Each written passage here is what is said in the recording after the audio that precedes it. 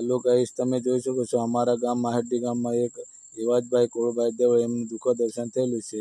અમારા વડીલોએ અમારા જીવનને લોકોને લાકડા લેવા મોકલાવેલું, તો અમારા બીટમાં જે દિવ્યાબેન કરી નોકરી કરે છે બીટગાર્ડ તરીકે, એ લાકડા લેવાની સખ્ત મનાઈ કરે છે કે મરણ પ્રસંગે તો બી આ લાકડાની લેવા દે, તો શુભ દિવસે તો શું લેવા દે।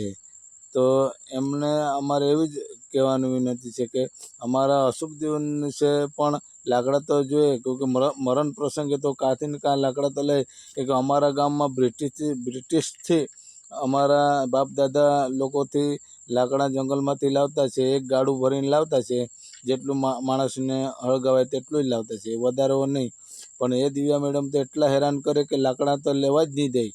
પછી અમારા ગામમાં એક એવું બનાવેલું કે ગામના જે લાકડા લેવા બૈરા લોકો ગયેલા, તો એ બૈરા લોકોને લાકડા લેવા નહીં દે, અને જે બળદ ચરાવવા જાય તો એની કુહાડીઓને બધું છીનવીને ફોરેસ્ટર ઓફિસ પર લાવી મૂકે।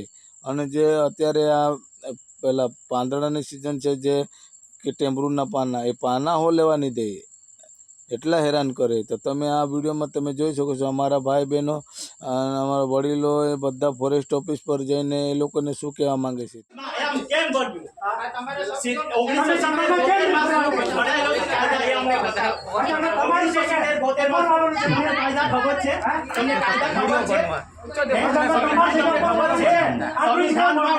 સંવિધાનમાં આગળ વધવાનું, સંવિધાનના કાયદામાં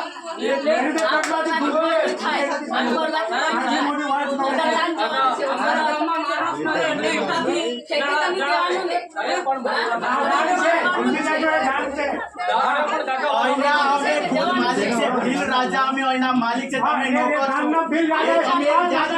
છો, અમારા બાપ દાદાનો અહીંયા હક છે, તમે કોણ છો, તમે નોકર છો કે નથી? અમે એના માલિક છીએ, ખબર છે, અમે એના માલિક છીએ।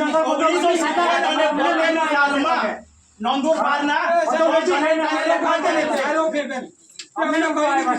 અમે જંગલમાં મોટો વેચી નાખ્યા આપણે ભરવા અમને લોકો વાત નહીં કરતા। બ્રિટિશ સરકાર કે અંગ્રેજ સરકાર કે એક બે માણસ અમને કોઈ નથી બોલે। અમારા બાપ દાદા પૂછી ગયા કોઈ એક માણસ આગળ બોલવાનું, સંવિધાનમાંથી બોલવાનું, અમે કાયદા 1980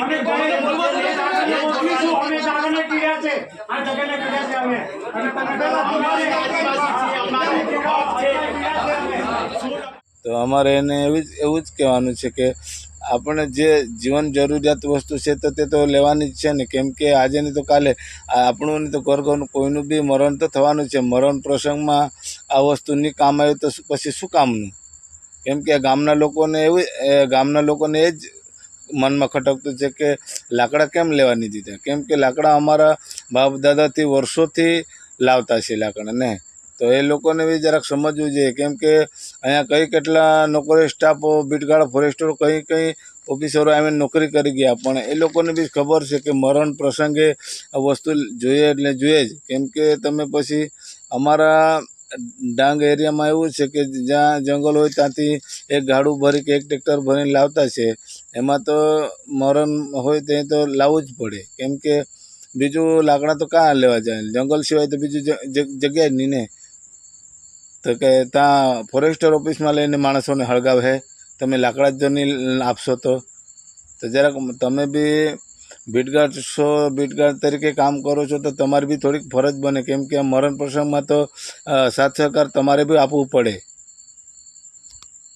અમારું જ ગામનું નહીં હોય, તમે આજે આ હાટી ગામમાં નોકરી કરો, આવતા સમયમાં તમે બીજા ગામમાં બી નોકરી કરી શકો છો, કેમ કે તમારું નોકરી આજે નહીં કાલે આજની જ છે, તો આજે આજનું અહીંયા નહીં કરી જવાનું, આગળ બી જરાક વિચારીને બોલવાનું। કેમ કે આ ગામ છે, ગામમાં જે રીતના ભળી મળી રહેશો એ ગામ તમને સપોર્ટ કરશે। તમને ગામને હેરાન કરશો તો પછી ગામવાળા તમને હેરાન કરશે। એટલે જરાક આપણે બી નોકરી કરીએ તો નોકરીનો બી સદુપયોગ કરો ને।